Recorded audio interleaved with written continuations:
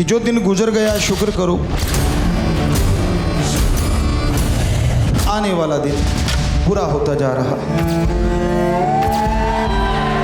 Code word Maafi was used to refer to rape.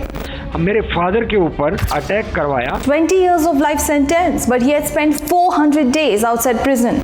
देखिए court का मसला मेरे को जानकारी नहीं। He was known to have strong political connections. Gurmeet went on to star in multiple films.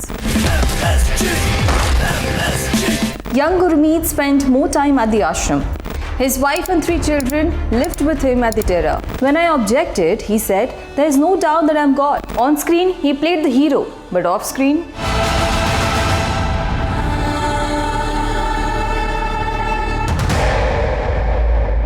in India, parole and furlough are meant to be rare, temporary reliefs as per law. Yet some convicted criminals have spent significant time outside jail through repeated temporary releases.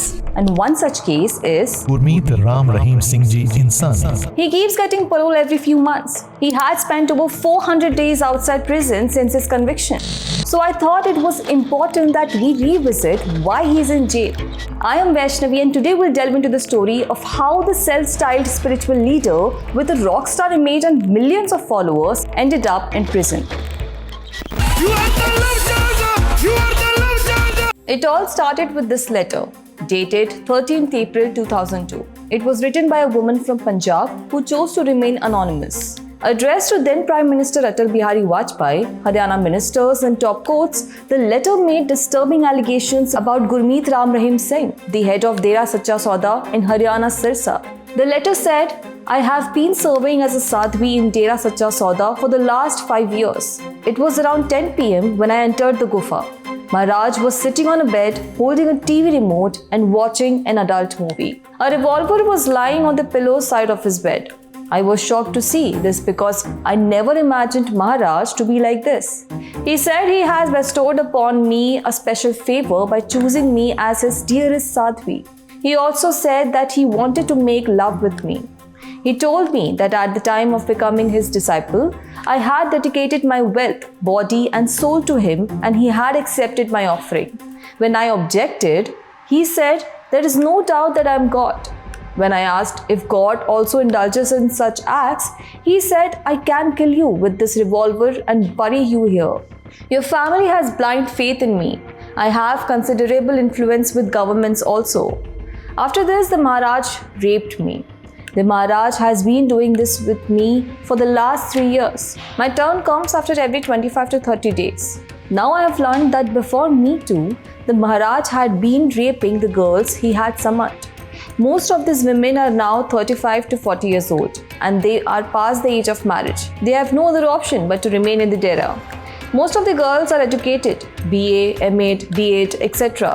But they are living a life of hell in the Dera simply because their families have blind faith in the Maharaj. Like me, many girls have left the Dera.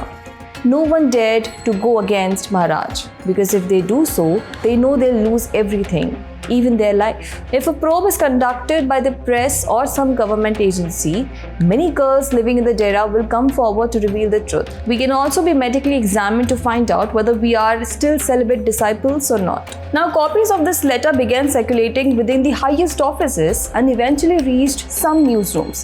Yet no one dared to make it public or report it until May 2002, when journalist Ramchandar Chhatrapati of the local newspaper Pura Sach stepped forward, published it and brought the sexual abuse allegations into the public eye.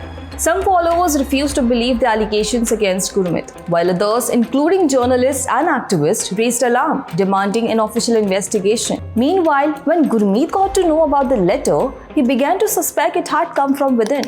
His suspicion fell on Ranjit Singh, a Dera worker and the brother of a former sadhvi who had left the ashram around the same time the letter surfaced. To Gurmeet, the time felt too close to be a coincidence. In his mind, Ranjit Singh became the face behind the letter, which threatened not only his image but also his power. On 10 July 2002, Ranjit Singh was shot dead by unidentified men. And the price of exposing the truth did not end there. The journalist who had published the letter also paid a heavy price for his courage. उन्होंने 24 अक्टूबर 2002 को मेरे father के ऊपर attack करवाया, घर के बाहर बुलाकर 5 गोलियां उन्हें मारी गई। The journalist was rushed to the hospital, but he died weeks later. His murder drew widespread attention, with critics calling it an attack on press freedom. Now, while all this was happening, and as the letter had already reached the PM's office and other top authorities, it was forwarded to the courts. The Punjab and Haryana High Court then ordered the CBI to investigate the sexual exploitation allegations and the murders of Ranjit Singh and journalist Ramchandar Chhatrapati. But it wasn't easy for the agency. When the CBI began its investigation, no one within the DERA was willing to speak against Gurmeet. So over the next several years, the agency tracked down and interviewed multiple women who had allegedly been exploited by him.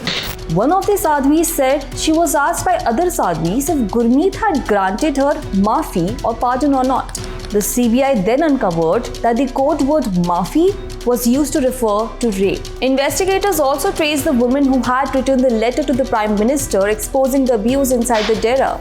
However, she refused to come forward publicly. A wife and mother of 2, she told the CBI that her life would be destroyed if her identity were revealed. Then 2 women finally stepped forward, agreeing to testify, challenging Gurmeet's powerful image and speaking out against him. In 2007, the CBI filed a charge sheet in an Ambala court accusing Gurmeet of raping 2 of his followers between 1999 and 2001. The trial then formally began in September 2007 in a special CBI court in Panchkula, Haryana, after the court took cognizance of the charges. But the case dragged on for years. And during this long legal battle, Gurmeet's public persona only grew larger. He was known to have strong political connections and openly directed his followers on how to vote. In 2007, he publicly rallied his supporters to back the Congress in the Punjab Assembly elections. Politicians from different parties were often seen sharing stages with him, seeking blessings. पिछले 2 चुनाव में उन्होंने कांग्रेस का समर्थन किया है। उन्होंने कांग्रेस को वोट देने के लिए सबसे अपील की है। इस चुनाव में उन्होंने भाजपा को दी है, अगले चुनाव में किसको देंगे ये उनके विवेक पर है। But Gurmeet didn't stop at building political power. He also carefully built a larger-than-life public image. He projected himself as a modern, unconventional God-man. Gurmeet encouraged his followers to marry sex workers to help assimilate them into society. The DERA also worked for a number of causes such as cleanliness, sports, drugs, and alcohol. Despite the criminal cases going on against him, Gurmeet went on to star in multiple films, presenting himself as a dashing hero, riding motorcycles and defeating villains, with theatres packed largely by his followers. He not only starred in his own movies, but also sang devotional pop songs. On screen, he played the hero. Off screen, the allegations against him were quietly piling up. He was also accused in a separate case of the forced castration of hundreds of his followers. And yet, inside the DERA, Gurmeet's rise had already been seated long before the cases surfaced. Born on 15th August 1967 in Rajasthan's Shri Gurusar Modia, Gurmeet grew up around Dera Sacha Sauda. The Dera was founded by Shah Mastana Ji Maharaj in Haryana with the core message promoting equality beyond caste, which attracted many followers. And over time, it built a strong presence across Haryana, Punjab and Rajasthan, establishing schools, hospitals and large congregational halls. Gurmeet's father was a devotee follower. So young Gurmeet spent more time at the ashram doing odd jobs and even driving a tractor. And then at the age of 23 came a turning point in his life that still raises a question. At the time, the then chief of the Dera, Shah Satnam Singh, was elderly and unwell. So he publicly named Gurmeet as the next chief in 1990. Now, no detailed explanation was ever given for this decision. The Dera maintained that it was a spiritual choice. But the appointment surprised many as Gurmeet was young and a low-profile disciple. So the question remained ever since, why was he elevated over more established followers? Now once Gurmeet was appointed, he took on the title Huzur Maharaj Gurmeet and quickly began transforming both the Dera and his own public persona. By the 2000s, Dera Sacha Sauda had multiple ashrams across India and overseas, including Australia, Italy, UK, Canada and the USA. 5 minute only meditation करें.